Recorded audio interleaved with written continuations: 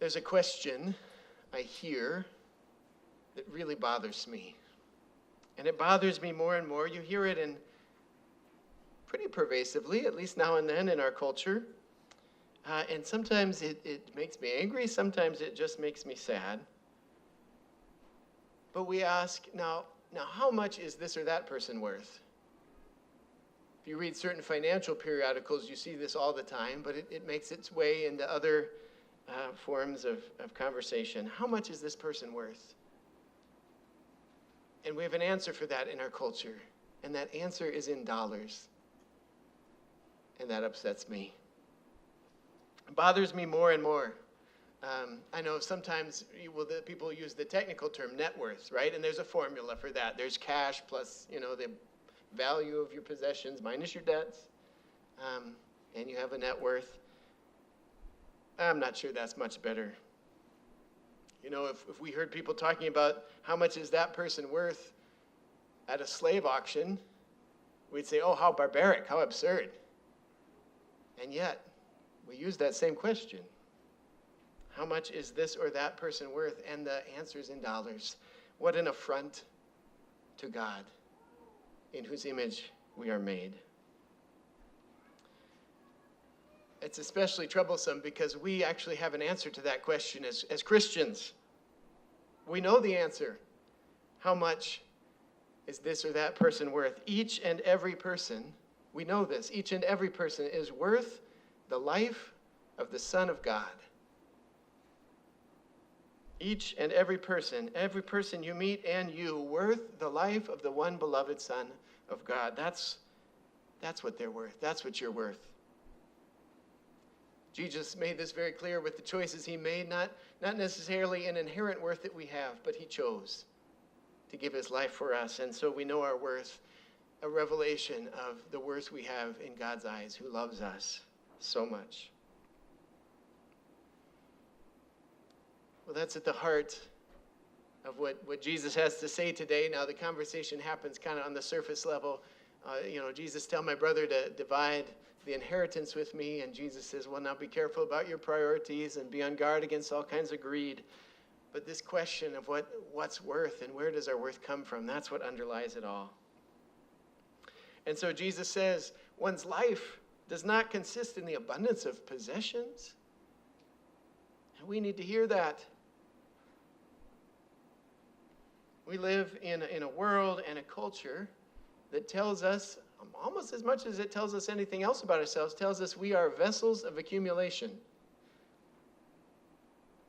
When we look around, what am I here for? What's my purpose in life? This is one of the purposes we're given. You're here to accumulate. Ecclesiastes, we read from Ecclesiastes, and if you know that book, this is kind of typical. All is vanity, says the teacher in this translation, all is meaningless. Ecclesiastes wants to point out all the foolishness, all the meaningless things that we give so much attention to. And here the teacher says, I worked for all this stuff, and when I die, my heirs are going to get it, and they're going to do just whatever they want with it. So what a silly thing for me to make my life about. Friends in Christ, you are more than vessels of accumulation. Sometimes we really get carried away with this kind of thinking as if this makes sense as to how to live. And so people come up with, the clever sayings, you can't take it with you. The one who dies with the most toys still dies. Or, I've never seen a hearse pulling a U-Haul. What's important to say is that you're not just a vessel of accumulation. You're so much more. It's probably also important to say in our culture, you are so much more than a failed vessel of accumulation. Because that's what many of us feel in a culture that tells us this is what we should be about. We're told this is what we're supposed to be, but we can't manage it. We feel like we're constantly filling the tank, but finding it emptying faster than we can fill it. And if this is true in the U.S., this richest country that's ever been, still I think most people would probably feel like this. How much more throughout the world? We're not able to accumulate. We're told that's what we're here to do. We won't have anything to pass on. People joke about, the last check should bounce. But some people feel like, yeah, there won't be anything left. And we feel a sense of failure with that because of what we've been told. Well, Jesus says one's life does not consist in the abundance of possessions. You're not just a vessel of accumulation. You're not a failed vessel of accumulation. You're so much more. Jesus illustrates this then very colorfully for us. You know, some of his parables are hard to understand. Some are easy. Some are pretty serious. Some are pretty humorous. I find a lot of humor in this one. He does a couple of things to illustrate this for us. First of all, he puts it in the context of farming, which I'll come back to in just a moment. And then he gives us this character of the farmer, just called the rich man, who's pretty interesting, and we'll spend a little time with him too. But first, I think it's important that Jesus chooses farming as his metaphor here. He could have talked about the man who kept building more closets, or more garage stalls, or the man who rented more storage units, if they had storage units. I'm sure they had something like it. But this story isn't, first of all, primarily about possessions. But as the story begins, the land, the subject of the sentence, the land of a certain rich man produced abundantly. That's how the story begins. The question is, what will he do with all the crops? Many of you know I come from the plains, from farm country. I'm a generation or two separated from a whole lot of farmers, and I've got to do some of my ministry among farmers as well, which is a blessing. Some of the stereotypes are a little bit true. They can be quirky, but they're steadfast folks, and there is a kind of a spirituality of farming as well. I come from the plains. I've seen bumper crop years, and it becomes a legitimate question: what are we going to do with all this grain? When it's one of those, maybe only a few times in a generation, bumper crop years. You know, the silos are full. If you've ever been on a farmstead and walk up, those silos can be quite large, impressive.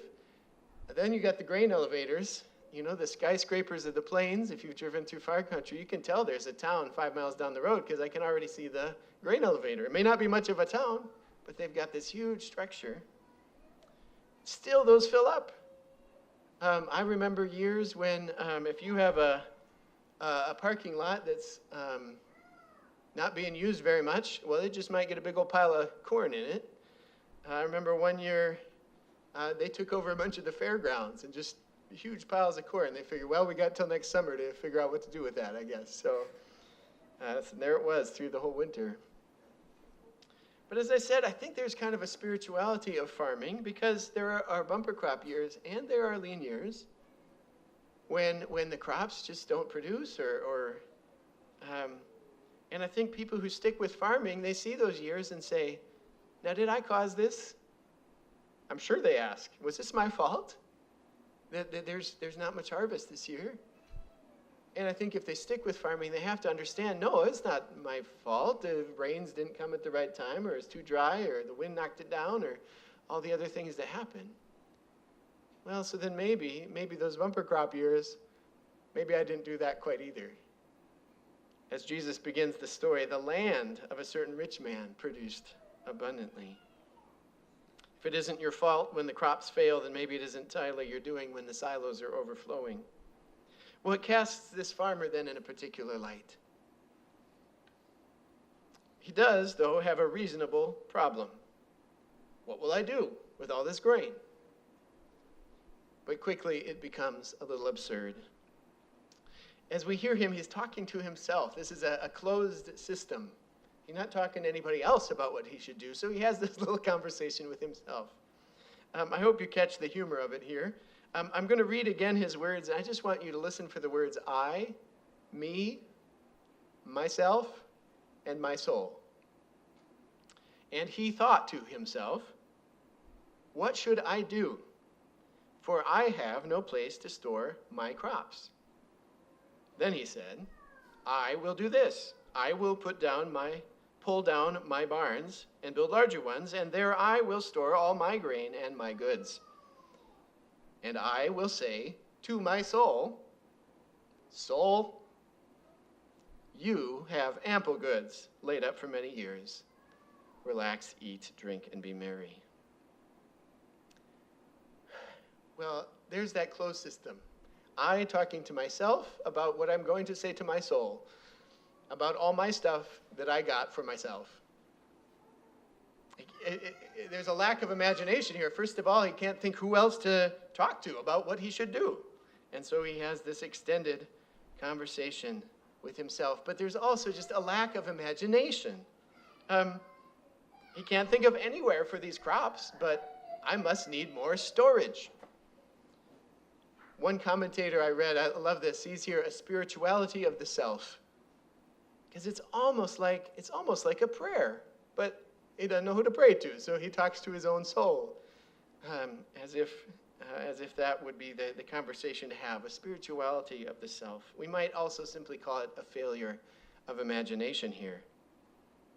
He's a rich man, he's a large farm. Might there be some other employees who also worked hard to bring in this harvest and shared in the work, and perhaps he might be able to be more generous with them.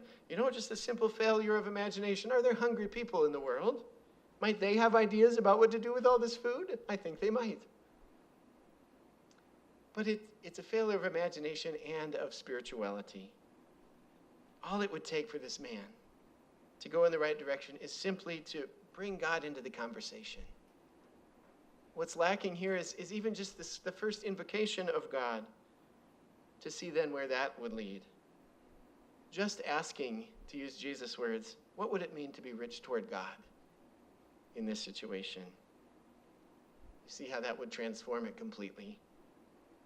Just asking the question, just bringing God into the equation, and see where it leads. What joy there might be in discussing what God has been up to in bringing about this abundance, in sharing it perhaps in various ways. So this man becomes a bit of a caricature, and we can almost step back and laugh at him a little bit. There's another way I think it's important that we see ourselves in him. Here's what we have in common with him. He says, once I've done all this, and it's pretty extreme and a little silly, once I've done all this, then I'll have enough. Then I'll be secure. Now that's where I think we can all see ourselves. Go ahead and take a moment and name what those things are for you. All right? What is enough? And when will you have it? There are probably things that most of us could name. Yeah, I don't have it now, but then I'd have enough. Or just maybe the broader question, what is security for you? When will you be able to just relax? He says, then I'll be able to relax, and I'll know I can take care of myself. Notice all the I's and me and myself. Here, in fact, we find the exact same lack of imagination and the same failure to bring God into the equation, and how that transforms the questions of enough and security. Because apart from God, enough is an illusion that we will keep chasing our whole lives. Don't we know that to be true?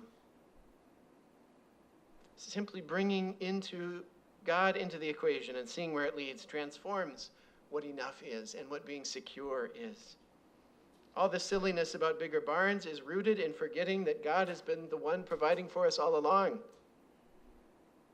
And God is the one who can give us enough and more than enough, and does.